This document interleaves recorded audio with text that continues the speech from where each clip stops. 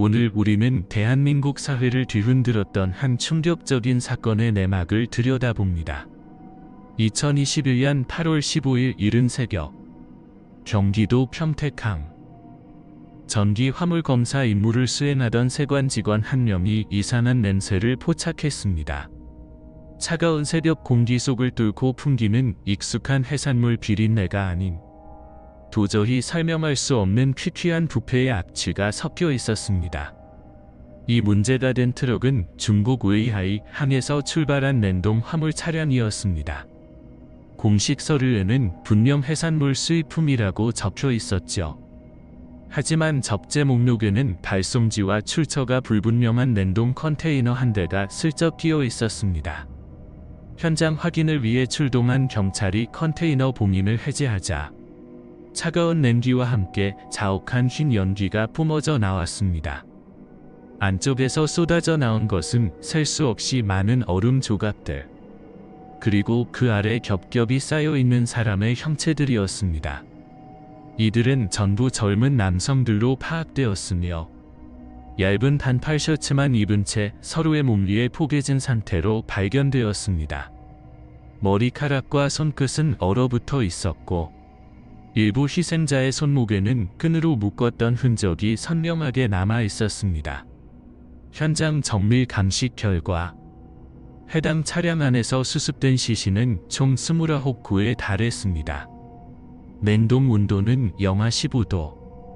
내부 공기는 이미 심각한 수준의 부패가스와 냉매로 오염된 상태였습니다. 차량 운전자는 한국계 중국인인 한철수 씨, 44살이었습니다. 그는 그저 단순한 운송 임무만 맡았다고 주장했으나 화물 운송 경로와 관련 문서에서 여러 가지 모순점들이 드러났습니다.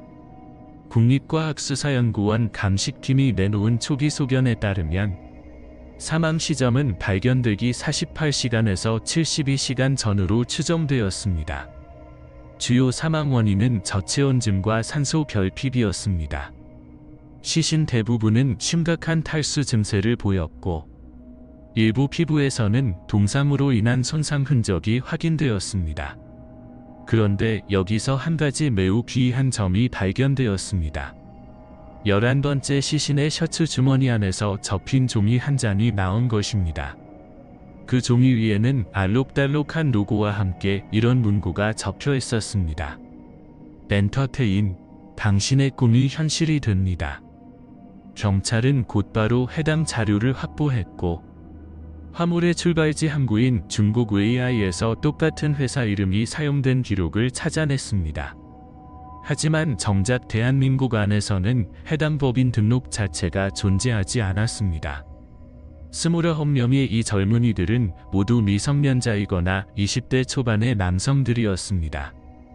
그들은 어째서 그리고 어떻게 냉동 트럭 안에서 생을 마감하게 되었을까요? 이 사건의 진상은 단순한 불법 밀입국이나 밀수 사건이 아니었습니다. 그 끝에는 빛나는 무대와 성공이라는 꿈을 미끼로 삼아 사람을 거래하던 거대한 조직이 자리 잡고 있었습니다. 2021년은 전 세계적인 팬데믹이 서서히 물러가며 한국 사회가 일상으로 돌아가던 시기였습니다. 경기 회복에 대한 기대와 함께 청년층 사이에서는 새로운 성공 기회에 대한 열망이 빠르게 퍼져나갔습니다. 특히 20대 초반 세대에게 해외 진출과 엔터테인먼트 산업은 곧 미래의 상징처럼 여겨졌습니다. 소셜미디어나 동영상 플랫폼을 통해 성공한 연습생, 해외에서 데뷔한 K-팝 스타들의 사례가 수없이 쏟아져 나오면서 나도 할 수 있다는 심리가 사회 전반으로 확산되었습니다. 이 시점을 기해 수십 개의 해외 연습생 양성 기획사가 우후죽순처럼 나타났습니다. 대부분은 사업장 주소나 등록이 불분명했고 공식 연예 기획사 협회에도 등록되지 않은 곳이었습니다. 그러나 화려한 포스터, 무료 오디션, 고수익 보장 계약서를 내세우며 수많은 지원자들을 끌어모았습니다. 경기도 평택항은 이러한 사회적 흐름 속에서 매우 중요한 교통의 요지 역할을 했습니다. 평택항은 중국 웨이하이, 칭다오, 텐진을 오가는 컨테이너선이 매일 드나드는 함만으로 한중간 화물의 약 25%가 이곳을 통과합니다. 합법적인 물류뿐만 아니라 비공식적인 화물 거래나 인적 이동도 빈번하게 일어나는 곳이었습니다. 경찰청 통계에 따르면 2021년 상반기 실종 신고 건수는 작년 대비 18% 증가했습니다. 그중 20대 청년층이 차지하는 비율은 전체의 41%에 달했습니다. 실종 유형을 살펴보면 해외 취업이나 연수 목적으로 출국한 뒤 연락이 두절되는 경우가 가장 많은 비중을 차지했습니다. 그러나 대부분이 자발적인 이주로 추정된다는 이유로 초기 수사조차 제대로 이루어지지 않았습니다. 그 중에서도 유난히 빠른 속도로 이름이 퍼져나간 회사가 있었습니다. 바로 드림 엔터테인먼트였습니다. 이 회사의 홍보 문구는 아주 단순했습니다. 중국 상하이 본사, 한중 합작 글로벌 데뷔 프로젝트. 홈페이지는 연습실 사진, 계약서 샘플, 합격자 인터뷰 영상까지 아주 세세하게 꾸며져 있었습니다. 실제 연애 기획서와 구별하기 힘들 만큼 정교한 구조였습니다. 채용 공고는 전국 각지의 대학교, 예체능 학원, 취업 관련 온라인 커뮤니티 등에 집중적으로 게시되었습니다. 지원자들은 온라인 오디션 영상을 제출했고 1차 합격 후 비자와 계약 절차를 밟았습니다. 회사 측은 연습생 학습과 데뷔 준비 과정이 중국에서 진행된다면서 항공권과 숙소를 모두 제공한다고 밝혔습니다. 2021년 4월부터 7월 사이 총 36명이 이 프로그램에 선발되었습니다. 모두 18살에서 25살 사이의 남성들이었습니다. 그들은 계약서에 서명하고 여권을 제출했으며 항공 일정표를 전달받았습니다. 출국 하루 전까지 회사 담당자와 연락이 원활했지만 출국 후 사흘이 지나자 모든 연락이 끊겼습니다. 가족들은 처음에는 단순한 통신 문제라고 생각했지만 일주일, 한 달이 지나도 어떤 메시지도 돌아오지 않았습니다. 부모들은 경찰에 실종 신고를 접수했습니다. 하지만 담당 수사관은 성인 남성의 해외 출국은 자발적인 선택으로 보인다며 접수를 보류하거나 단순 행방불명으로 처리했습니다. 일부 지방경찰서는 외국에서 활동 중일 가능성이 높다는 이유로 사건 종결을 권고하기도 했습니다. 7월 말 실종자 한 명의 가족이 민간 수사기관을 통해 확인한 결과 드림 엔터테인먼트가 사용하던 사무실 주소는 이미 석 달 전에 폐업 신고된 가상 오피스였습니다. 등록된 대표자 전화번호는 모두 해지된 상태였습니다. IP 추적 결과 홈페이지 관리 서버의 접속지는 경기 안산시 단원구로 확인되었지만 실제 임차인은 존재하지 않았습니다. 그 무렵 평택함세관은 중국 웨이하이발 냉동 화물의 증가를 기록했습니다. 평균치보다 15% 이상 많은 물동량이 단기간에 입항했지만 서류상 신고 품목은 식용 냉동품으로만 기재되어 있었습니다. 경찰은 이것을 단순한 통계상의 이상 현상으로만 판단했습니다. 당시에는 아무도 몰랐습니다. 그 증가한 수치 속에 이미 수십 명의 청년들이 마치 상품처럼 포장되어 이송 중이었다는 사실을. 이후 발생한 냉동 트럭 사건은 이 일련의 이상 징후들과 맞물리며 전혀 다른 형태의 진실을 드러내기 시작했습니다. 2021년 5월에서 7월 사이 전국 각지에서 젊은 남성 5명이 동시에 실종되었습니다. 각각의 거주지는 달랐습니다. 전북 군산, 강원 원주, 부산 해운대, 경남 창원, 그리고 인천 남동구. 하지만 이들의 행적에는 한 가지 공통점이 있었습니다. 모두 드림 엔터테인먼트의 연습생 모집 프로그램에 지원했다는 사실이었습니다. 실종자 명단에는 21살 대학생, 23살 음악 전공생, 20살 군 제대자 등 다양한 이력이 포함되어 있었습니다. 그들은 서류 합격 후 중국 사마이 트레이닝 센터에서 합숙 훈련을 받게 된다는 안내를 받았습니다. 회사 측은 항공권 대신 회사 문송을 통해 이동한다며 평택항으로 향하는 여객선표를 일괄 제공했습니다. 표면적으로는 공식적인 절차처럼 보였습니다. 가족들에게 남긴 마지막 연락은 모두 비슷했습니다. 엄마, 지금 배 탔어. 걱정하지 마. 도착하면 연락할게. 이 메시지들이 발송된 시점은 각각 5월 28일, 6월 4일, 6월 10일, 6월 17일, 그리고 7월 2일이었습니다. 이후 5명 모두 연락이 완전히 두절되었습니다. 통화 연결음은 전원이 꺼져 있습니다로 바뀌었고, 메신저 계정에는 더 이상 접속 기록이 남지 않았습니다. 부모들은 처음 며칠 동안은 단순한 통신 장애라고 생각했습니다. 하지만 일주일이 지나고 한 달이 지나도 연락은 오지 않았습니다. 한 가족은 해당 회사 담당자에게 전화를 걸었지만 연결된 번호는 이미 해지 상태였습니다. 이메일 문의 역시 단송되었습니다. 6월 말 실종자 한 명의 부모가 경찰에 신고를 접수했으나 담당 수사관은 성인 남성의 해외 출국은 자발적인 선택일 가능성이 높다고 판단해 단순 행방불명으로 분류했습니다. 비슷한 시기에 다른 지역 경찰서에도 유사한 신고가 접수되었지만 서로 다른 관할로 분산되어 사건 간의 연관성은 파악되지 않았습니다. 결국 언론은 단 한 건의 기사도 다루지 않았습니다. 전국적으로 흩어진 5건의 실종은 서로 무관한 개인 사건으로 취급되었습니다. 하지만 이상 징후는 분명 존재했습니다. 5월 이후 평택함을 통해 출국한 청년 남성의 인원수는 예년 대비 12% 증가했습니다. 출입국 관리소 기록에는 당위자 문화교류 프로그램이라는 항목이 반복적으로 등장했습니다. 문제는 그중 상당수가 실제 존재하지 않는 기관 명칭을 사용하고 있었다는 것입니다. 그 명단에는 들이마는 이름도 포함되어 있었습니다. 또한 출국자 일부는 왕복 항공권이 아닌 편도 선박 티켓을 소지하고 있었습니다. 입국 이력이나 귀국 신고는 존재하지 않았습니다.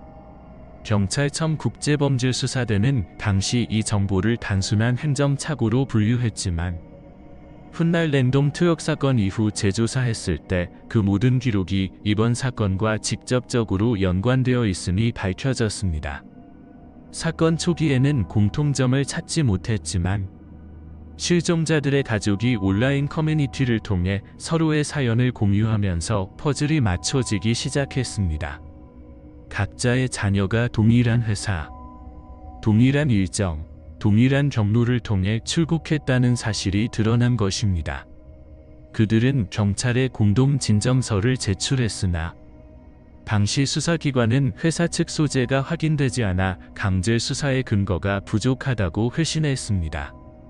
그로부터 2주 뒤 드림 엔터테인먼트의 공식 홈페이지는 완전히 폐쇄되었습니다. 서버 추적 결과 접속 이력이 마지막으로 남은 시간은 7월 5일 새벽 2시 13분이었습니다. 그 이후 모든 데이터는 삭제되었습니다. 그날 이후 대한민국 어디에서도 그 5명의 행방은 더 이상 확인되지 않았습니다. 그들은 단순히 사라진 것이 아니라 어디론가 이동된 흔적만 남겼습니다. 그로부터 한 달 뒤 평택함 세관으로 한 통의 익명 제보 메일이 도착했습니다. 발신자는 밝혀지지 않았지만 내용은 단 한 줄이었습니다. 웨이아이에서 들어오는 냉동 컨테이너를 확인하라. 2021년 8월 15일 오전 5시 40분경 경기도 평택항사 부두에 정박한 중국발 화물선에서 수상한 냉동 컨테이너 한 대가 발견되었습니다. 세관 검수 과정에서 제시된 통관 서류의 품목 코드가 실제 화물 내역과 일치하지 않았고 발송지 명세는 해산물 혼합으로 기재되어 있었으나 수입허가 번호가 존재하지 않았습니다. 담당 세관원이 의심을 제기하면서 현장 경찰이 즉시 확인 절차에 착수했습니다. 문제의 컨테이너는 외부 도장이 벗겨지고 녹이 슬어 있었습니다. 외벽 일부는 손상된 자국이 있었고 냉동 장치가 과열로 인해 계속 작동 중이었습니다. 주변 공기에서는 비린내와 함께 썩은 냄새가 감지되었습니다. 문틈으로는 흰서리가 새어나오며 표면에는 얼음이 얇게 끼어 있었습니다. 외부 온도는 29도였지만 컨테이너 표면은 매우 차가워 손을 댈 수 없을 정도였습니다. 현장 직원들이 봉인을 해제하자 차갑고 강렬한 냉기가 뿜어져 나왔습니다. 내부는 안개처럼 희뿌연 수증기로 가득했습니다. 시야가 확보되자 경찰은 즉시 내부 구조를 기록했습니다. 그곳에는 젊은 남성들의 시신이 겹겹이 쌓여 있었습니다. 대부분 반팔의 얇은 운동복 차림이었고 신발을 신지 않은 채 서로의 몸 위에 포개진 상태였습니다. 국립과학수사연구원의 초동 감식 보고서에 따르면 내부에서 총 29구의 시신이 발견되었습니다. 시신의 체격과 외모로 볼 때 모두 20대 전후의 남성이었으며 신원 미상의 외국인은 포함되지 않았습니다. 냉동기 내부 온도는 영하 15.4도로 유지 중이었고 공기 중 산소 농도는 기준치의 절반 수준이었습니다. 내부 공기에서 질소와 부패 가스의 혼합물이 검출되었습니다. 현장에서 채취된 증거물은 다음과 같습니다. 나일론 재질의 흰색 결속근 32개, 손목 주변에 남은 압박 흔적 23건, 손톱 밑에서 발견된 금속성 입자, 컨테이너 벽면에 남은 손자국 8개, 일부 시신의 입안에서 확인된 치아 파절 흔적, 국가수 부검팀은 사망 원인을 저체온증식 산소 결핍에 의한 질식사로 판단했습니다. 대부분의 시신은 탈수와 동상 증상을 보였고 피부 표면에는 냉기 화상 자국이 있었습니다. 사망 추정 시각은 발견 시점 기준으로 48시간에서 72시간 전, 즉 8월 12일에서 13일 사이였습니다. 트럭 운전사인 한철수 씨는 현장에서 체포되었습니다. 그는 화물 운송 계약서상 중국 웨이하이 한발, 평택함 도착 구간을 담당하고 있었습니다. 조사 초반, 해당 운전자는 단순히 수산물을 옮기는 일만 했을 뿐 화물 내용물은 전혀 알지 못했다고 즉각적으로 진술했습니다. 그러나 차량의 블랙박스 기록을 확인한 결과 비정상적인 정차 흔적이 명확히 포착되었습니다.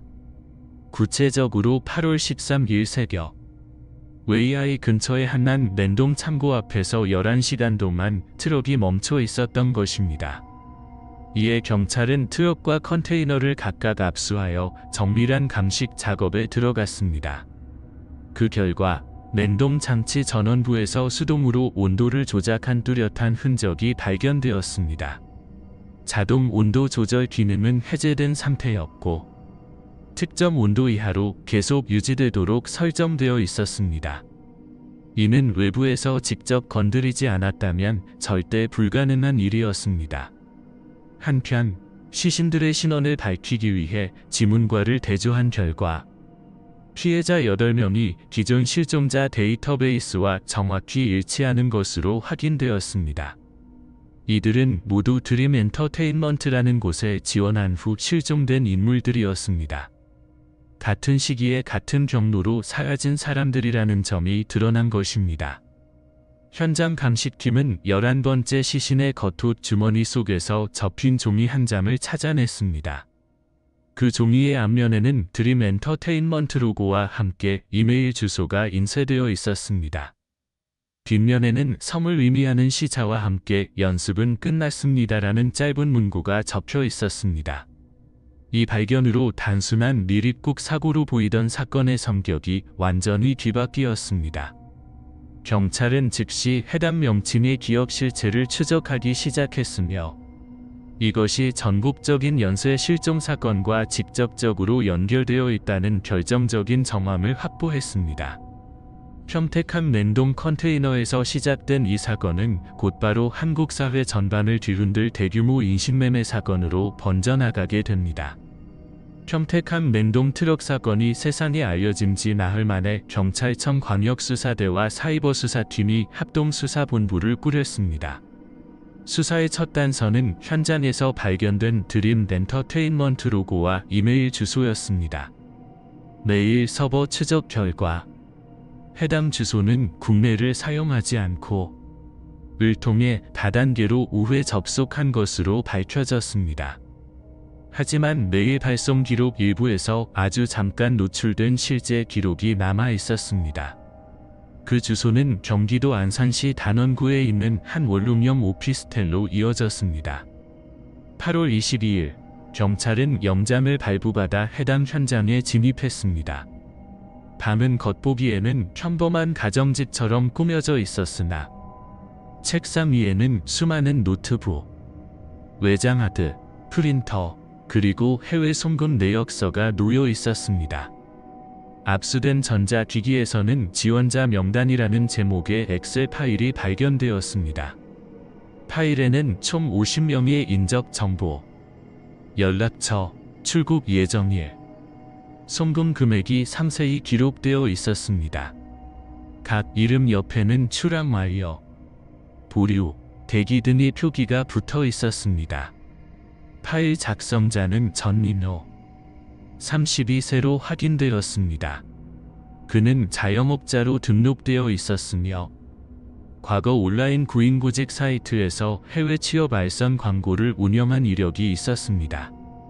전민호는 체포 직후에도 혐의를 강하게 부인했지만 확보된 증거물들을 통해 범죄 구조의 실체가 점차 드러나기 시작했습니다.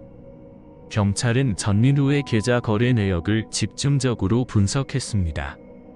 최근 6개월 동안 약 4억 2천만 원이 입출금되었으며 대부분이 외국 환전소를 거쳐 송금된 것으로 파악되었습니다. 자금의 최종 수신 계좌는 화성시에 거주하는 박미현, 42세명이었습니다. 박미현은 과거 부산의 한 해운 물류회사에서 근무한 경력이 있었으며 약 5년 전 퇴직 후 개인 창고 임대업을 시작했다고 신고되어 있었습니다.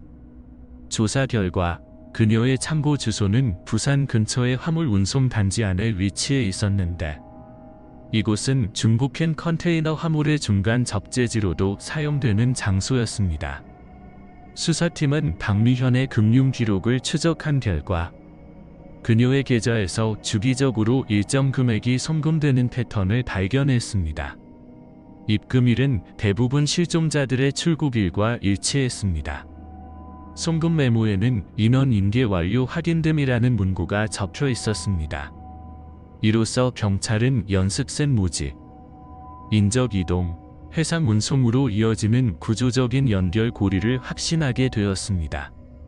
그러나 수사는 예상치 못한 방향으로 흘러갔습니다. 언론이 사건을 보도하면서 일부에서는 불법 체류 알선 또는 미립국 브로커 사건으로 추측했습니다. 여론은 젊은이들이 스스로 위험한 계약을 택했다는 쪽으로 쏠렸습니다. 범죄의 본질이 살인이 아닌 단순 불법 이동으로 오해된 것입니다. 하지만 경찰의 실제 조사 결과는 달랐습니다. 전민호의 컴퓨터에서 출항 관리표라는 파일이 추가로 발견되었습니다. 그 안에는 출항 횟수와 인원수가 매우 세부적으로 기록되어 있었으며 항목 중 일부에는 소실, 폐기라는 표현이 사용되었습니다. 이는 단순한 이동이 아닌 인명 손실을 포함한 운송관리 문서로 해석되었습니다. 수사팀은 즉시 자금의 흐름을 따라 화성시에 있는 박미현을 체포했습니다. 압수수색 당시 그녀의 거주지에서는 국제 송금 영수증, 선박 운송 계약서, 항만 창고 출입증이 다량 확보되었습니다. 박미현의 신원 조사 결과 그녀는 과거 부산 물류회사에서 인사 및 화물서류 담당이었으며 그곳에서 선적 서류 위조 기술을 익힌 것으로 확인되었습니다. 또한 부산함을 통해 출항한 일부 컨테이너 목록에 그녀가 서명한 기록이 남아 있었습니다. 초기 조사에서 박미현은 일관되게 단순 운송 대행 업무라고 진술했습니다. 그러나 송금 내역, 화물 경로, 그리고 실종자 명단의 일치가 결정적인 증거로 작용했습니다. 경찰은 이 사건이 연예산업을 위장한 조직적인 인신매매 네트워크일 가능성이 매우 높다고 판단했습니다. 한편 수사 과정에서 새로운 이름이 등장했습니다.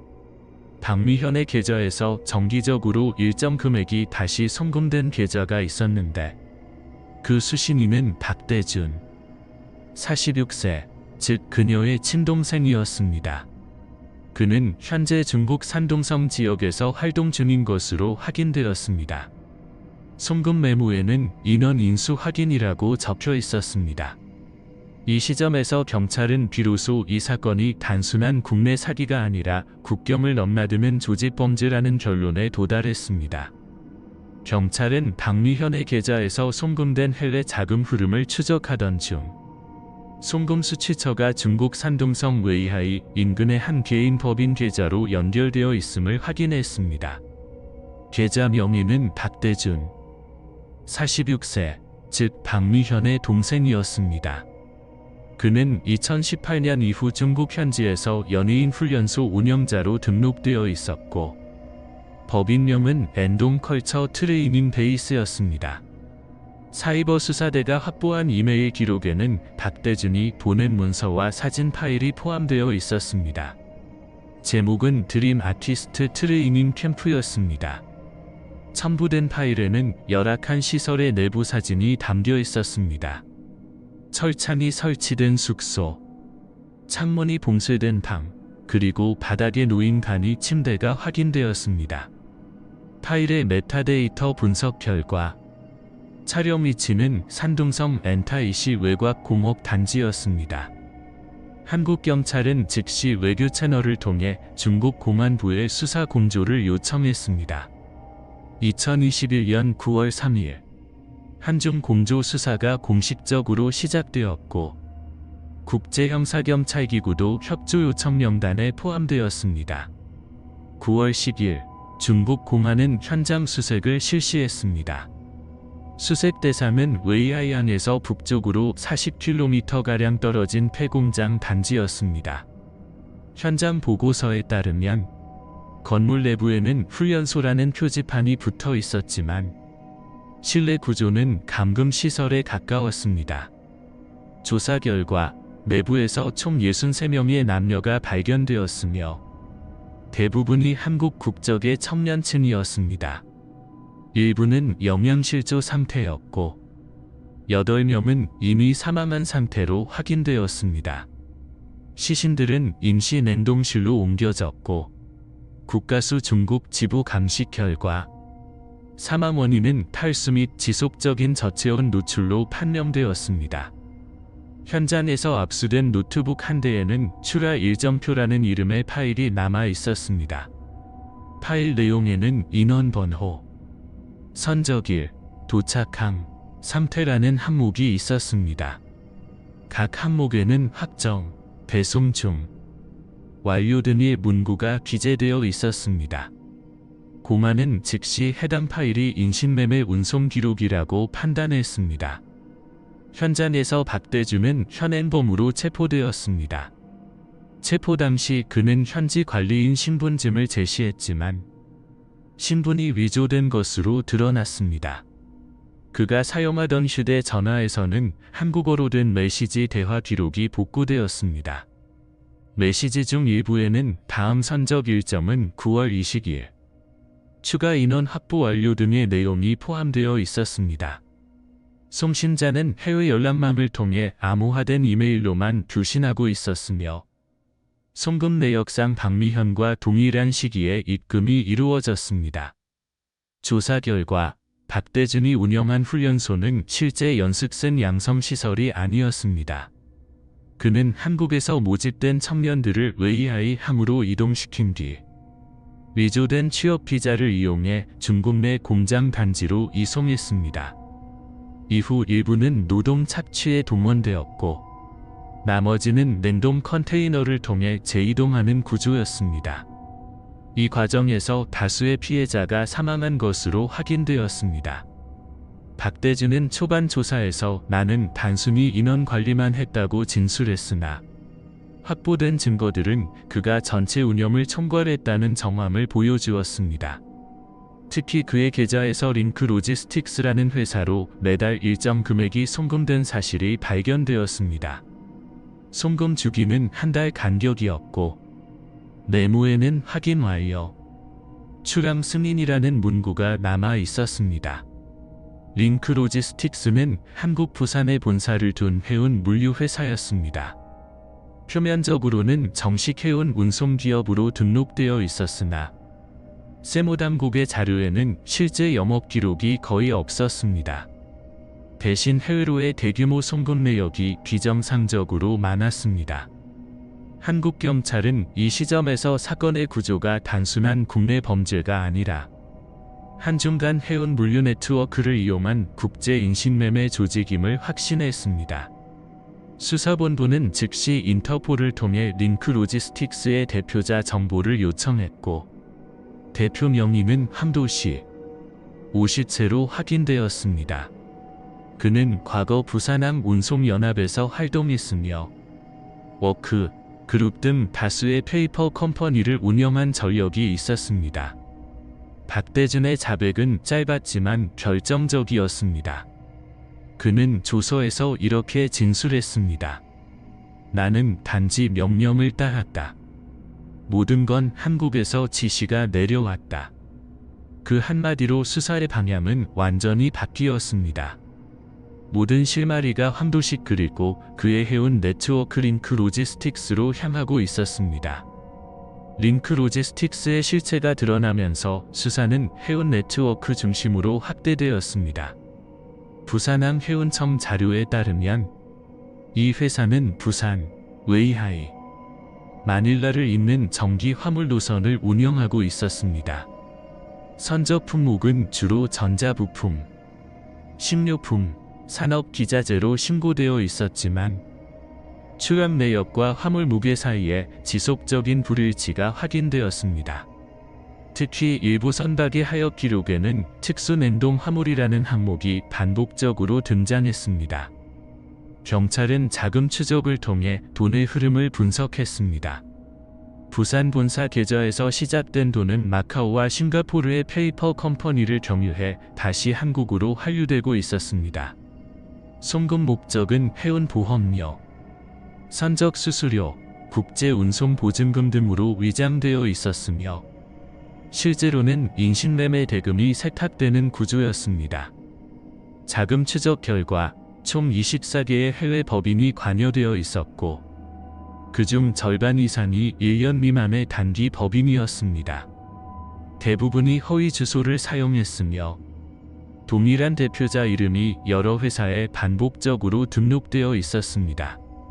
그 이름은 함도시, 오시채, 링크 로지스틱스의 실질적 운영자였습니다. 조사팀은 조직의 내부 구조를 다음과 같이 파악했습니다. 가장 상위에는 함도식을 중심으로 한 핵심 지휘부가 존재했고 그 아래로 자금 운송, 인력 모집, 항만 운송, 문서 위조를 담당하는 4개의 하위 네트워크가 있었습니다. 각 단계별로 역할이 세분화되어 있었으며 모든 보고와 지시가 암호화된 이메일을 통해 이루어졌습니다. 박대준의 진술에 따르면 중공 내 캠프 운영은 제3지시자의 관리하에 이루어졌고 그는 모든 출항 일정과 인원 통계를 한국 측에 보고했습니다. 또한 출항 일정 보고서의 마지막 열에는 승인자 코드가 반복적으로 등장했습니다.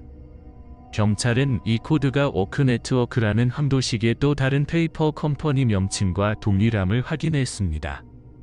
수사는 함도식의 금융 네트워크로 확대되었습니다. 그의 개인 계좌는 5개국에서 동시에 개설되어 있었고 모두 해운 운송 명목으로 운영되고 있었습니다. 하지만 실제 입출금 내역은 무역과 무관한 형태였습니다. 자금 세탁 흐름은 한국, 마카오, 싱가포르, 필리핀, 다시 한국으로 이어지는 복잡한 순환 구조였습니다. 각 구간마다 송금액이 세분화되어 있어 추적을 어렵게 했습니다. 9월 중순, 경찰은 부산항 세관 기록을 재검토했습니다. 2021년 6월부터 8월까지 운항한 32개의 컨테이너 중 2개가 부분 개봉 불가 화물로 분류되어 있었습니다. 정상 절차상 모든 냉동 화물은 온도 및 접재물 확인을 위해 검수되어야 하지만 해당 2 컨테이너는 보세 구역 전용 화물이라는 이유로 검사를 면제받았습니다. 이 과정에서 내부 비위 정황이 드러났습니다. 부산 세관 소속 이모 씨. 47세의 감독관은 링크 관계자로부터 총 2천만 원의 금품을 받은 혐의로 조사 대상에 올랐습니다. 그의 개인 계좌에서 본사의 송금일자와 동일한 입금 기록이 발견되었습니다. 세관 내부 감사 보고서에는 검사 절차 생략 사유 불명이라는 기록이 남아 있었습니다. 이 사실이 공개되자 수사는 단순 범죄 조직 차원을 넘어 제도적 실패의 문제로 확산되었습니다. 언론은 관리 시스템의 허점이 대량 살인을 방치했다고 보도했습니다. 그럼에도 경찰은 여전히 수사 정보를 통제하며 한도식의 해외 체류 여부를 추적 중이었습니다. 한편 인터폴이 제출한 추가 보고서에 따르면 링크 소유의 선박 일부가 최근 필리핀 마닐라 항으로 이동한 기록이 확인되었습니다. 선적 명세에는 인도네시아산 해산물로 기록되어 있었으나 실제 화물 중량이 비정상적으로 높았습니다. 경찰은 이 시점에서 인신매매 피해자 일부가 중국을 거쳐 필리핀으로 이동했을 가능성을 제기했습니다. 동시에 수사본부는 함도식이 필리핀 현지에서 또 다른 사업체를 운영 중이라는 정보를 입수했습니다. 그 법인의 이름은 글로벌 시핀이었습니다. 자금 추적 결과 링크 로지스틱스에서 빠져나간 자금의 일부가 바로 이 법인의 운영비로 전환되고 있었습니다. 사건의 위험은 단순히 사람을 속여 해외로 데려가는 수준이 아니었습니다. 이것은 해운, 금융, 행정정보 시스템이 유기적으로 결합된 조직적인 인신매매 및 자금 세탁 네트워크였습니다. 수사팀은 이제 다음 단계, 즉 함도식 체포 작전을 위한 국제 공조에 돌입했습니다. 그러나 그 순간 새로운 증거가 나타났습니다. 부산 세관에서 압수된 하드디스크 안에서 여러 통의 이메일이 복구되었고 모든 제목에는 동일한 문장이 반복되어 있었습니다. 화물 출항 준비 완료. 다음 목적지 마닐라. 2021년 9월 중순 한국경찰청 국제범죄수사대는 중국 공안부와 인터폴의 협력을 받아 합동작전인 오퍼레이션 콜드넷을 공식적으로 개시했습니다. 작전의 핵심 목표는 산둥성 웨이하이 일대에 설치된 불법 인신매매 캠프를 해체하고 박대준을 비롯한 핵심 운영진을 체포하는 것이었습니다. 작전 명칭 콜드넷은 냉동 컨테이너에서 시작된 수사라는 의미와 대륙을 잇는 인신매매망을 냉정하게 끊어낸다는 상징을 담고 있었습니다. 작전 개시 시각은 2021년 9월 23일 새벽 3시였습니다. 중국 공안 특수기동대가 웨이하이 북부 산업단지 외곽에 위치한 폐공장 단지를 포위했습니다. 동시에 한국경찰은 화상회선을 통해 작전 상황을 실시간으로 공유했습니다.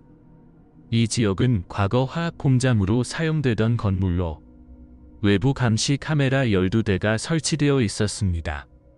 출입구는 철제문으로 용접되어 있었고 경비 인원 3명이 무장한 채 배치되어 있었습니다. 진입 직후 내부는 어둡고 조용했습니다. 1층 창고에는 냉동 컨테이너 2대가 세워져 있었고 벽면에는 트레이닝 에어리어라는 표지판이 붙어 있었습니다. 실내 공기에서는 부패 냄새와 소독약 냄새가 섞여 있었습니다. 감식반이 확보한 영상 기록에는 다음과 같은 장면이 남아 있었습니다. 녹슨 2층 침대들이 벽면을 따라 줄지어 놓여 있음. 침대 밑에는 버려진 식기와 곰팡이가 핀 도시락 상자. 천장 위는 8대가 설치되어 있고 모든 케이블은 한쪽 벽으로 이어져 있음. 한 구역에서는 번호가 적힌 목걸이를 찬 청년들이 모여 있음. 작전 개시 27분 후 지하 구역의 문이 열렸습니다. 그 안에서 총 60명의 피해자가 발견되었고 이 중 9명은 이미 의식이 없는 상태였습니다. 현장에서 구조된 인원 중 일부는 한국어 구조대원에게 자신들의 신원을 밝혔습니다. 현장 조사에서 확보된 명단 중 18명은 한국 내 실종자 목록과 일치했습니다. 현장 한쪽에서는 노트북 2대와 서버 장비 3대가 발견되었습니다. 분석 결과 장비 안에는 출항 명세표, 송금 내역서, 그리고 운송 루트 파일이 저장되어 있었습니다. 루트표에는 부산항, 웨이하이, 마닐라, 다바오로 이어지는 선적 경로가 구체적으로 기록되어 있었습니다. 또한 서버 내 이메일 기록 중에는 라는 문장이 반복적으로 등장했습니다. 이는 함도식이 소유한 글로벌 시핑과 동일한 약칭이었습니다. 고만은 현장에서 박대준을 체포했습니다. 그는 한국 송금 계좌의 명의인이자 훈련소의 실질적인 운영자였습니다. 체포 당시 노트북을 통해 원격 접속 중이었으며 마지막으로 전송된 이메일은 다음 선적 준비 완료라는 제목이었습니다. 현장 조사에서 확보된 데이터에 따르면 박대준은 2020년 말부터 2021년 8월까지 최소 103명의 인원을 이 시설을 통해 이송한 것으로 추정되었습니다. 조사 과정에서 박대준은 전체 구조를 상세히 진술했습니다. 그는 한국 측에서 모집된 연습생들이 부산함을 통해 선적되고 자신이 웨이하이에서 인원 확인 후 필리핀으로 이동시켰다고 즉각적으로 진술했습니다. 그의 말에 따르면 인원 운송 이후의 단계, 즉 목적지 관리와 최종 분배는 모두 상부의 지시를 통해 진행되었습니다. 조사 기록에는 박대준이 반복적으로 언급한 한 이름이 등장했습니다. 함도식. 그는 함도식을 모든 명령의 발신자로 지목했습니다. 송금 승인, 출항 시점, 선적 명세서 검토 등 모든 지시가 한국에서 내려왔다는 것입니다. 그는 함도식이 자신을 대륙 운영 총괄이라 부르며 매달 인원수에 따른 금액을 지급했다고 진술했습니다. 이 진술과 함께 확보된 서버 데이터는 사건의 전체 구조를 명확히 드러냈습니다. 부산의 링크 로지스틱스 본사가 자금 조달 및 선적 허가를 담당했고 산동의 박대준이 인원 관리와 운송 중개 역할을 맡았습니다. 마지막 단계인 필리핀에서는 또 다른 하위 네트워크가 피해자들을 재분배하거나 일부를 폐기 대상으로 분류했습니다. 수사당국은 이 시점에서 처음으로 함도식을 공식 수배 명단에 올렸습니다. 그러나 인터폴을 통한 확인 결과 함도식은 이미 2021년 6월 초에 출국해 필리핀 마닐라로 입국한 것으로 드러났습니다. 그는 이후 현지 법인 글로벌 시핑을 설립하고 그곳에서 활동 중이었습니다. 이로써 랜덤 투역 사건의 배후가 한명의 운송자에서 국제적 인식매매 조직의 수장, 일명 어둠의 왕 함도식으로 좁혀졌습니다. 그러나 사건은 아직 끝나지 않았습니다. 모든 실마리는 그에게 닿아 있었지만 그는 이미 국경 너머 법의 손이 닿지 않는 곳으로 사라진 상태였습니다. 함도식의 도피 경로가 확인되면서 수사는 필리핀으로 확대되었습니다. 2021년 15월 초 경찰청 국제범죄수사대는 필리핀 국가수사국 및 인터폴 마닐라 지부와 공조 체계를 구축했습니다. 수사의 중심은 마닐라 함만 지역에 위치한 글로벌 시핑이었습니다.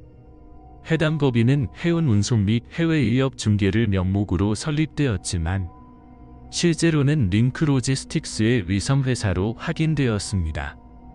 회사 대표는 함도식으로 등록되어 있었고 주소지는 마닐라 북부 산업지대 물류창고 단지였습니다. 15월 12일 합동수사팀은 해당 단지를 감시하기 시작했습니다. 위성 사진 분석 결과 이 지역에서는 9월 이후 이상한 야간 컨테이너 이동 패턴이 포착되었습니다. 일반 화물의 출항 시간은 주로 오전 7시에서 오후 6시 사이였지만 가 관리하는 창고에서는 새벽 2시에서 4시 사이에만 트럭이 출입했습니다. 감시 영상에서는 번호가 없는 냉동 트럭이 반복적으로 출입하는 장면이 기록되었습니다.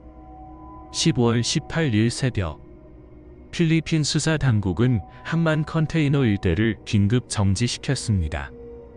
서류상 품목은 가공식품, 목적지는 인도네시아 자카르타였습니다. 그러나 접재 중량이 표기된 수치보다 3배 이상 무거웠습니다.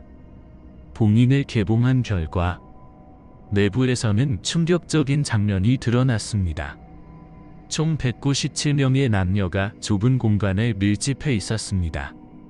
그들은 모두 동일한 흰색 작업복을 입고 있었으며 일부는 탈수와 질식 증세를 보였습니다. 냉동 장치는 꺼진 상태였고 산소 농도는 정상치의 절반 수준이었습니다. 피해자 중 33명은 한국 국적이었고 나머지는 베트남, 인도네시아, 캄보디아 출신이었습니다. 현장에서 구조된 인원 명단 중 한 이름이 눈에 띄었습니다. 윤민서, 22살, 실종자 명단에 처음으로 올라왔던 인물이었습니다. 그는 부산 출신으로 2021년 5월 드림 오디션에 합격한 뒤 가족에게 마지막 메시지를 남긴 인물이었습니다. 의료진의 긴급 조치 후 윤민서는 의식을 회복했습니다. 그의 진술은 조직의 실체를 더욱 명확히 드러냈습니다. 그는 중국 웨이하이에 도착한 뒤 그룹으로 나누어져 각기 다른 컨테이너에 실렸다고 말했습니다. 훈련소라는 이름의 시설은 사실상 감금소였고 그곳에서 인원은 무작위로 선별되어 해상 운송에 투입되었습니다. 이송 과정에서 목적지를 아는 사람은 아무도 없었으며 지도자들은 다음 단계 오디션이라는 거짓말로 그들을 속였습니다. 윤민설의 증언에 따르면 일부 인원은 계약 위반자로 분류되어 사라졌고 그 이후로 다시는 보이지 않았다고 했습니다. 그가 마지막으로 본 것은 컨테이너 문이 닫히는 순간 내부에서 울리는 경적음이었습니다. 이 진술은 국제수사팀에게 결정적인 단서를 제공했습니다. 피해자들이 이동한 노선, 컨테이너 운송 시각, 그리고 선점 문서에 기록된 항구가 링크 로지스틱스의 부산의 하이마닐라 노선과 완전히 일치했습니다. 이는 함도식이 동일한 시스템을 이용해 사람을 대량으로 이동시켰다는 직접적인 증거였습니다. 그뿐만 아니라 창고 내부에서는 다수의 전자기기와 감시 카메라 서버가 압수되었습니다. 데이터 복구 결과 출항 준비 완료라는 제목의 이메일이 여러 개 발견되었고 그중 일부는 부산 세관의 내부 계정 주소로 발송된 것이었습니다. 이는 이전에 드러난 세관 내부 부패 정황과 직접 연결되었습니다. 국제합동수사본부는 같은 날 함도식의 소재 파악을 위한 전면 체포 작전을 승인했습니다. 그의 이름은 인터폴 적색 수배 명단에 올랐으며 모든 출입국 경로가 차단되었습니다. 그러나 함도식의 행방은 여전히 불분명했습니다. 그는 이미 9월 말 이후 공식 신용카드 사용 기록을 남기지 않았고 거주지로 등록된 콘도는 비워진 상태였습니다. 현장 수색에서 확보된 애는 9월 28일 새벽 검은 차량 한 대가 창고를 떠나는 모습이 찍혀 있었습니다. 운전석에 앉은 인물의 체형은 함도식과 일치했습니다. 그날 이후 그는 자취를 감추었습니다. 이 시점에서 수사는 국제적인 추적 단계로 진입했습니다. 한국 경찰은 인터폴과 함께 필리핀 내 함도식 응심처를 탐색했고 동시에 마닐라 도심 한복판에 있는 글로벌 시핀 본사 사무실을 포위했습니다. 문은 닫혀 있었고 실내의 불은 꺼져 있었습니다. 그러나 서버 장비는 여전히 작동 중이었습니다. 그 안에는 아직 열리지 않은 수십 통의 이메일이 남아 있었습니다. 모두 동일한 문장으로 시작되었습니다. 다음 선적 일정 확인 바랍니다. 2022년 12월 14일 필리핀 마닐라 현지 국가수사국과 인터폴, 한국경찰청 국제범죄팀이 공동으로 특수체포 작전인 오퍼레이션 다크 타이드를 실시했습니다. 오전 5시 40분 마닐라 북부 마카티 지역의 고급 콘도 단지에서 수배 중이던 황도시 50세가 체포되었습니다. 그는 필리핀 법인 글로벌 시핀의 대표로 등록되어 있었고 여권에는 투자 사업가로 표기되어 있었습니다. 체포 당시 황도식은 별다른 저항 없이 연행되었지만 모든 혐의를 부인했습니다. 그는 국제 송금 사업의 정당한 운영자이며 인신매매와는 무관하다고 주장했습니다. 그러나 수사기관이 확보한 금융 자료는 그의 진술과 정면으로 배치되었습니다. 필리핀 중앙은행과 인터폴 금융분석팀의 보고서에 따르면 황도식은 지난 2년간 총 1억 7천만 달러 규모의 자금을 세탁한 혐의를 받고 있었습니다. 자금 흐름은 한국의 링크 로지스틱스 계좌에서 시작해 마카오, 싱가포르, 필리핀, 홍콩을 거쳐 다시 필리핀 내 계좌로 순환되었습니다. 각 구간의 송금 명세서에는 해상보험, 운송보증금, 문화인재지원금이라는 위장 항목이 반복적으로 등장했습니다. 필리핀 수사팀은 마닐라 한만의 창고를 재수색했습니다. 그곳에서는 인신매매 피해자 123명이 추가로 구조되었습니다. 이들 중 상당수는 영양실조, 감금, 강제 노동 상태에 있었으며 이미 29명이 사망한 것으로 확인되었습니다. 냉동 컨테이너, 운송 명세서, 인원 목록, 송금 기록 등 모든 자료가 조직적인 범행을 입증했습니다.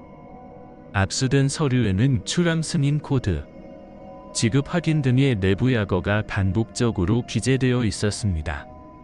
은 황도식이 운영한 네트워크와 은 박미현의 이니셜과 일치했습니다. 조직 운영의 핵심 구조가 밝혀졌다. 한국의 본사인 넬링크부터 시작해 중국의 중간 거점인 박대준을 거쳐 필리핀 현지에까지 세 단계가 빈틈없이 연결된 상태였다. 황도식의 개인 노트북에서 결정적인 증거가 확보되었다. 그 안에는 접촉 명단이라는 암호로 잠긴 파일이 들어 있었다. 복구된 명단에는 현직 정치인들, 세관 소속 공무원, 그리고 전직 경찰 관계자들의 이름이 기재되어 있었다. 이 중 일부 인물들은 수년간 이미 조직과 거래해온 사실이 확인되었다. 수사팀은 명단에 포함된 단 한 줄에 집중했다. 해당 문구는 조직 내부 협력자 신원 파악을 위한 조사 결과라는 내용이었다. 조사를 통해 여기서 말하는 조직은 한국 경찰의 특정 부서를 지칭하는 것으로 추정되었다. 내부 감찰 결과 광역수사대 소속인 45살의 이현철 경감이 황도식 측에 수사 정보를 빼돌린 사실이 드러났다. 이 경감은 평택 냉동 트럭 사건이 터진 직후 황도식이 나라를 뜨기 전 수사 계획의 일부를 이메일로 넘겨준 혐의를 받았다. 복원된 이메일 기록에는 예상 압수수색일과 수배 전 발부 예정 시점 등 구체적인 일정이 담겨 있었다.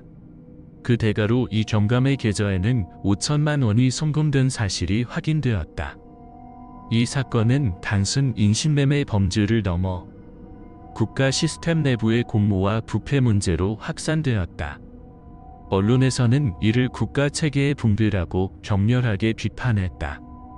한국경찰청은 즉시 감찰 조사를 시작하여 해당 인물을 파면 조치했다. 하지만 이 사건은 이미 한개인의 일탈 행위를 넘어선 구조적 실패를 보여주는 상징적인 기록으로 남았다. 황도식 검거 이후 진행된 국제공조 수사로 조직 전체의 자금 흐름이 명확히 파악되었다. 첫 번째 단계, 한국 내에서 가짜 오디션과 계약을 통해 인원을 모집. 두 번째 단계, 중국 산둥섬을 거쳐 인원을 분류하고 다른 목적지로 재선적. 세 번째 단계, 필리핀과 동남아시아로 최종 이송. 불법 노동, 성매매, 장기 밀매 등 잔혹한 목적으로 활용. 모든 단계의 승인 서류에는 와린쥐의 도장이 빠짐없이 찍혀 있었다. 함도식은 조직의 최고 우두머리였으며 어둠의 왕인 섀도우 퀸이라는 암호명으로 불렸다. 2023년 1월 필리핀 법원은 함도식의 한국 송환을 허가했다.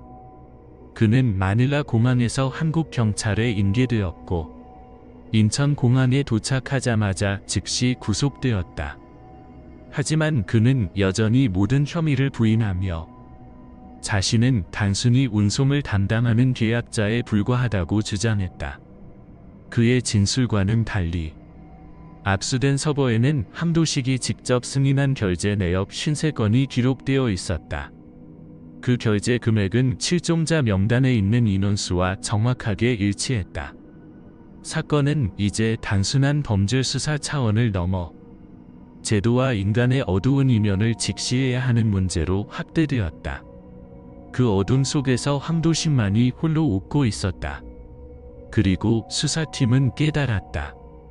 이 사건의 진짜 공범은 그를 막아내지 못한 시스템 그 자체였다는 사실을. 2023년 2월 9일 서울중앙지방법원 대법정에서 한국, 필리핀, 중국을 아우르는 국제 인신매매 사건, 일명 트레이드림 사건의 최종 공판이 열렸다. 이 재판은 2021년 평택 냉동 트럭에서 발견된 29구의 시신을 포함하여 이후 2년 동안 진행된 국제공조 수사의 최종 결과를 담고 있었다. 공판에는 5명의 피고인이 출석했다.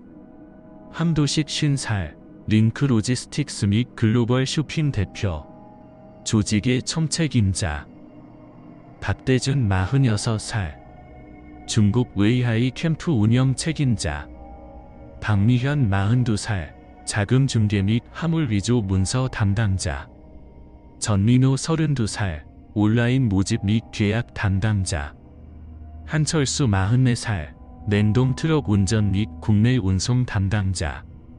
검찰은 함도식을 포함한 피고인들이 2020년부터 2021년까지 약 150명 이상의 피해자를 모집하여 중국과 필리핀으로 불법 이송했으며 그 과정에서 29명의 사망자를 발생시켰다고 밝혔다. 제출된 증거물에는 송금 내역 228건, 계약서 74부, 이메일 기록 세 묶음, 12개의 컨테이너 운송 기록 58건이 포함되었다. 피고인 측 변호인단은 모든 혐의를 부인했다. 하지만 법정에서 공개된 디지털 포렌식 분석 결과는 그들의 주장을 무력화시켰다. 함도식의 노트북에서는 출항 승인 인원 12명, 승인자라는 문구가 반복적으로 발견되었고 박미현의 계좌에서는 동일한 시점의 자금 이체가 확인되었다.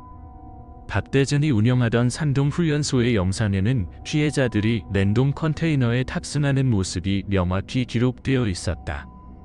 법원은 약 4개월 동안의 심리를 마치고 판결을 선고했다. 주심인 김태훈 부장판사는 다음과 같이 판시했다. 이 사건의 피해자들은 단순히 범죄의 희생자가 아니었다. 그들은 사회의 무관심 속에서 버려진 청년들이었다. 그들은 냉동 컨테이너 안에서 얼어 죽은 것이 아니라 인간의 탐욕과 제도의 방관에 의해 숨을 거두었다. 판결 결과는 다음과 같았다. 함도식, 무기징역. 박대준, 징역 32년, 박미현, 징역 20년, 전민호, 징역 14년, 한철수, 징역 10년. 또한 내부 정보를 유출한 전직 경찰 이현철 경감은 별도의 공무상 비밀 누설 및 뇌물수수 혐의로 징역 7년을 선고받았다. 법원은 이 사건을 국가 시스템의 근본적 실패를 드러낸 사례로 규정하며 재발을 막기 위한 제도 개선을 강력히 촉구했다. 판결이 선고된 직후 피해자 유가족 40여 명이 법정 방청석에 앉은 가운데 최종 선고문이 낭독되었다. 재판부는 판결문 마지막에 다음 문장을 덧붙였다. 국경을 넘어 범죄가 자행되었으나 그들의 간절한 의침은 같은 하늘 아래에 있었다. 이 사건은 끝났지만 사회의 책임은 여전히 남아있다. 그날 오후 서울 도심 한복판에서는 피해자들을 추모하는 집회가 열렸다. 희생자들의 이름이 새겨진 29개의 흰색 리본이 바람에 흔들렸다. 한쪽에는 평택에서 수습된 유품들이 전시되었다. 그 중에는 구겨진 계약서, 끊어진 나일론 끈, 그리고 드림 엔터테인먼트 로고가 찍힌 종이 한 장이 있었다. 이후 정부는 해외 인력 송출 및 문화산업연수생 관리법 개정안을 통과시켰다.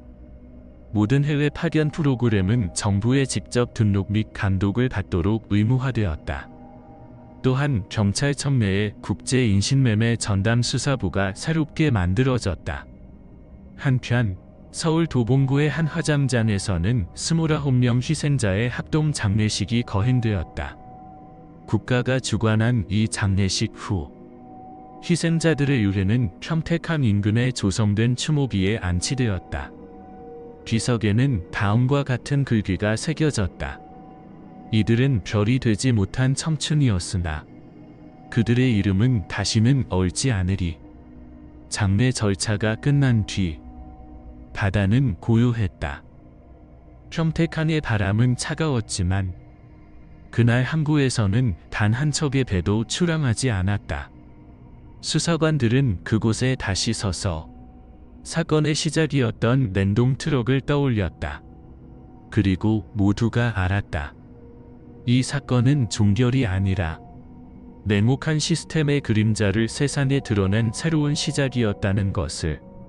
2023년 5월 평택항 제3부두 인근 사건 발생 2년 만에 시민단체와 유가족이 주도하여 K드림 희생자 추모비가 세워졌다. 높이 3m의 회색 화강암 비석 주망에는 29명의 이름이 새겨졌고 하단에는 사건을 상징하는 문구가 새겨졌다. 그들은 꿈을 쫓았으나 냉기 속에서 멈춰 섰다. 비석 앞에는 하나의 유물함이 놓였다. 그 안에는 사건 당시 현장에서 발견된 구겨진 종이 한 장, 드림 엔터테인먼트 로고가 인쇄된 계약서 조각이 유리 케이스 안에 보존되었다. 이 종이는 단순한 증거물이 아닌 이 사건의 상징으로 남았다. 한때 누군가의 희망이었으나 이제는 경고의 표식이 된 것이다. 정부는 같은 해 6월 국제인력 송출 및 연수생 보호에 관한 특별법을 제정했다. 이 법은 모든 해외 연수, 취업, 문화 교류 프로그램을 정부에 직접 등록하게 하고 미등록 업체의 모집 활동을 전면 금지했다. 또한 해외 송출 과정에서 발생하는 인권 침해를 실시간으로 감시하기 위한 시스템이 구축되었다. 외교부와 경찰청은 공동으로 국제인신매매 대응센터를 새롭게 설립했다. 사건은 국내를 넘어 국제사회에서도 큰 탄압을 일으켰다. 2023년 8월 UN 인권이사회는 K드림 사건을 국경 간 인신매매 대응의 대표적 성공 사례로 공식 지정했다. 보고서에는 한국, 중국, 필리핀 간의 공조 체계, 수사 절차, 그리고 피해자 구조 시스템이 구체적으로 수록되었다. 국제형사경찰기구 인터폴은 이 사건을 모델 삼아 아시아 지역 인신매매 대응 매뉴얼을 새롭게 만들었다. 그러나 법과 제도가 정비된 이후에도 사회의 상처는 쉽게 아물지 않았다. 희생자 가족들은 여전히 항만 근처에서 자녀의 유골함을 품에 안고 있었다. 정부는 29명 피해자 유해를 국립묘지로 이장했지만 일부 가족은 그 자리를 떠나지 못했다. 그들에게 평택항은 단순한 장소가 아니라 마지막 인사의 공간이었다. 한편 사건 이후에도 해외 오디션과 글로벌 데뷔를 내세운 온라인 광고는 계속해서 나타났다. 정부의 단속이 강화되었음에도 불구하고 새로운 형태의 모집 문구와 마케팅이 확산되었다. 그중 일부는 검증된 국제기획사나 안전보장 프로그램이라는 문구를 사용했다. K드림이라는 이름은 사라졌지만 같은 구조는 여전히 형태를 바꿔 존재하고 있었다. 사회학자들의 보고서는 이 사건을 현대판 착취 시스템의 전형적 사례로 정의했다. 그들은 분석했다. 이 사건은 단순히 범죄의 문제가 아니라 젊은 세대의 불안과 사회의 욕망이 결합된 결과다. 현실의 기회가 막혀 있을 때 사람들은 허구의 희망이라도 붙잡게 된다. 그 허상은 결국 또 다른 비극을 낳는다. 그해 11월 평택 추모비 앞에서 열린 2주기 추도식에서 한 장의 종이가 다시 등장했다. 그것은 원본과 동일한 K드림 로고가 인쇄된 복제물이었으며 시민단체가 제작한 반복되지 않는 약속이라는 제목의 전단지였다. 그 문구 아래에는 이렇게 적혀 있었다. 가장 쉬운 꿈이 가장 위험한 덫이 된다. 행사는 조용히 진행되었다. 추모비 앞에는 흰코커와 함께 피해자들의 이름이 적힌 리본이 바람에 흔들렸다.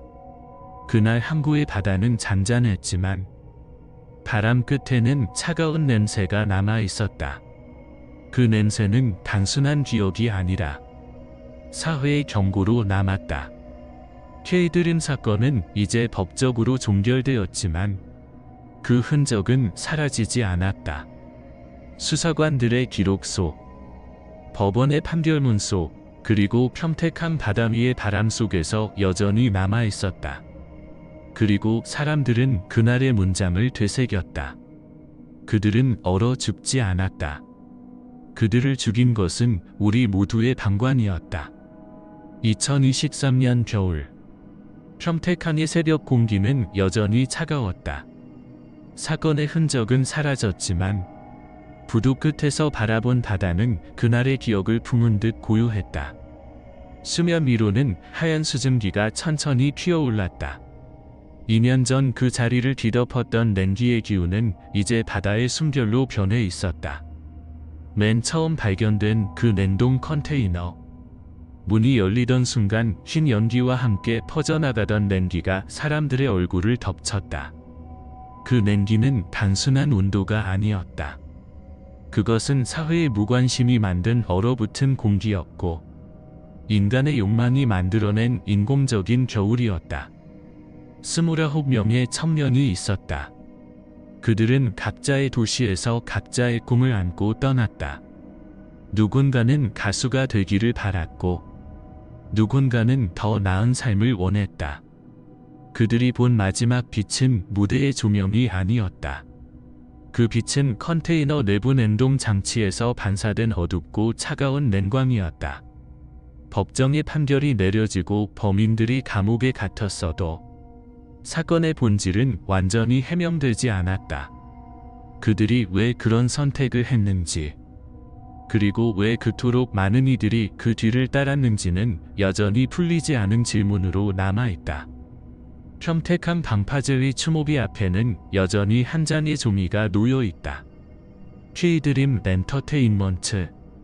그 종이는 바람에 흔들리다 물 안개에 젖어 천천히 눅눅해졌다. 그러나 그 글자는 아직 선명했다. 누군가는 말한다. 이제 사건은 끝났다고. 하지만 누군가의 데이터소, 누군가의 이메일 안에는 여전히 남겨진 문장이 있다. 다음 선적 일정 확인 바랍니다. 그리고 바다 위에 피어오르는 수증기 속에서 그날의 냉기가 다시금 되살아난다. 얼음은 녹았지만 진실은 아직 얼어 있다.